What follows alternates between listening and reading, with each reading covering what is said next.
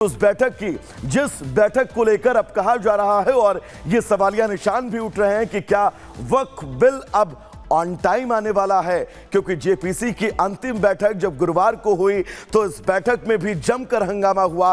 विपक्ष के लोगों का यह कहना था कि इस बिल को सबमिट करने के लिए उन्हें अभी और वक्त चाहिए। कैसी तस्वीर रही, इस रिपोर्ट के जरिए आपको विस्तार से समझाते हैं।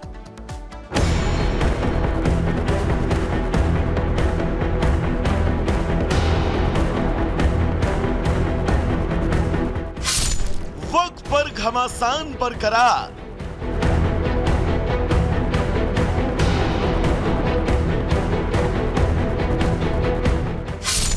जेपीसी में अब नई तकरार।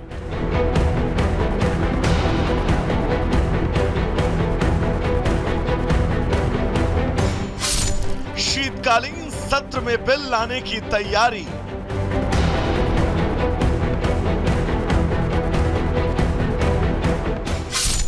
विपक्षी खेमे में मारामारी।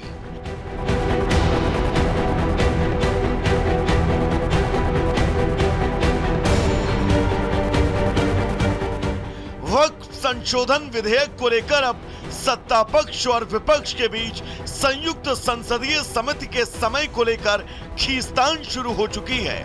वक्फ संशोधन बिल 2024 की समीक्षा के लिए बनी जेपीसी के अध्यक्ष जगदंबिका पाल ने गुरुवार को फिर कहा है कि इस संबंध में कमेटी की रिपोर्ट तैयार है और इसे समय से संसद के शीतकालीन सत्र में पेश किया जाएगा। जबकि विपक्षी सदस्यों की मांग है कि वक्फ पर संयुक्त समिति के कार्यकाल को और विस्तार दिया जाए। विपक्षी सदस्यों का कहना है कि विधेयक के मसौदे में हुए बदलावों के अध्ययन के लिए उन्हें और समय चाहिए। संसदीय संयुक्त समिति यानी जेपीसी की एक बैठक में समिति के अध्यक्ष जगदंबिका पाल ने घोषणा की है कि गुरुवार को हुई यह बैठक समिति की आखिरी बैठक होगी और जल्दी ही समिति के सदस्यों के बीच एक मसौदा रिपोर्ट वितरित की जाएगी।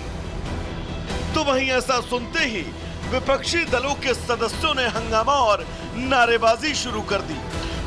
कुछ विपक्षी सदस्यों ने लोकसभा अध्यक्ष ओम बिरला का जिक्र करते हुए इस मामले में उन्हें दखल देने को कहा है।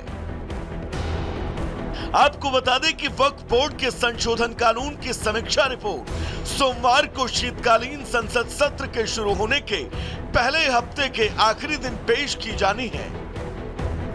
एक तरफ वक्फ बिल को लेकर जेपीसी की बैठक में तकरार का दौर जारी है, तो दूसरी तरफ कर्नाटक के कालाबुर्गी से वक्फ बोर्ड की मनमानी की एक और तस्वीर आई, जिस पर वहां जमकर हंगामा और विरोध प्रदर्शन हो रहा है।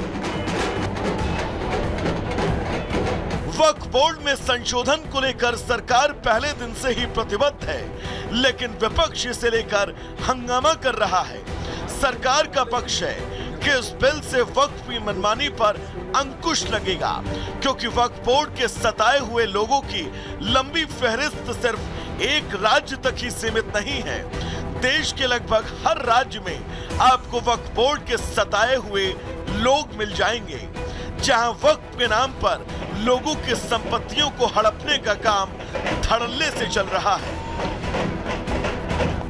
Bureau report, Republic Bharat. तो दर्शकों, अगर आप सांप पालते हैं तो वो सांप पलटकर कब आपको काट ले, इसको लेकर कोई संशय और ये भरोसा आप नहीं कर सकते हैं। दरअसल पाकिस्तान के साथ भी इस वक्त कुछ ऐसा हो रहा है। आतंक को हमेशा से पनाह देने वाला पाकिस्तान, जहां के खैबर पख्तूनख्वा में एक बड़ा आतंकी हमला हुआ और इस आतंकी हमले में 50 से ज्यादा लोगों की मौत हो गई। पूरी खबर क्या है, विस्तार से इस रिपोर्ट के जरिए आपको बताते हैं।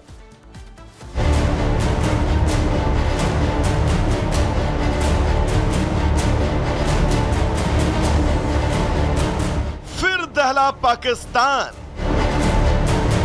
खैबर पख्तूनवा हुआ खून से लाल।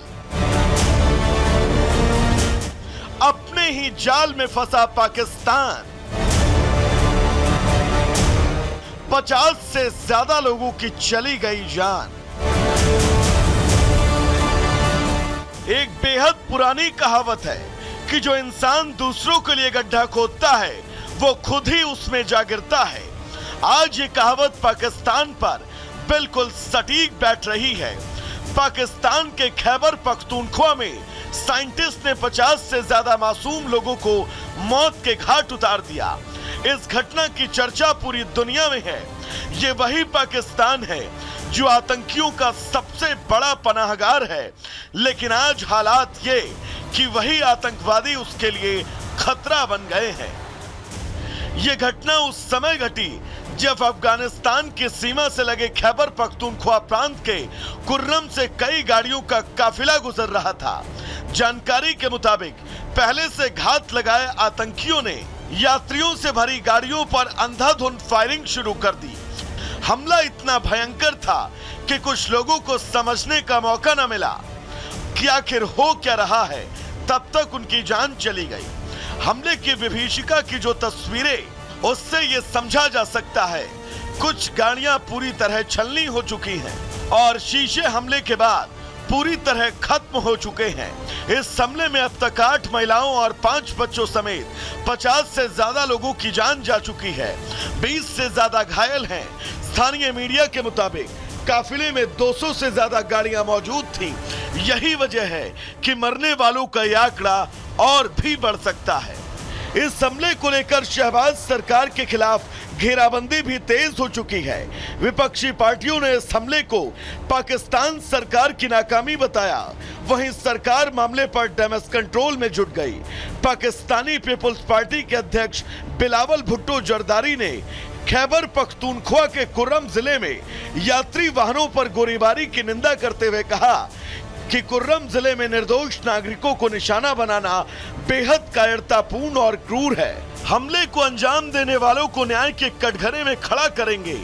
कानून व्यवस्था स्थापित करना सरकार की पहली जिम्मेदारी है। इसमें कोई शक नहीं कि आतंकियों को पनाह देने वाले पाकिस्तान के लिए आज वही दहशतगर्द सरदर्द बन गए हैं। खैबर पख्तूनख्वा में ये कोई पहला हमला नहीं। बीते कुछ दिनों में पाकिस्तान में 2 बड़े हमले हुए, जिसमें पाकिस्तानी सेना के 12 जवानों की जान चली गई। वहीं आज हुए आतंकी हमले में 50 से ज्यादा लोगों की मौत। अब ऐसे में सवाल उठता है कि क्या पाकिस्तान उसी जाल में फंस चुका है जिसको उसने दूसरों के लिए बिछाया था। Bureau report, Republic Bharat.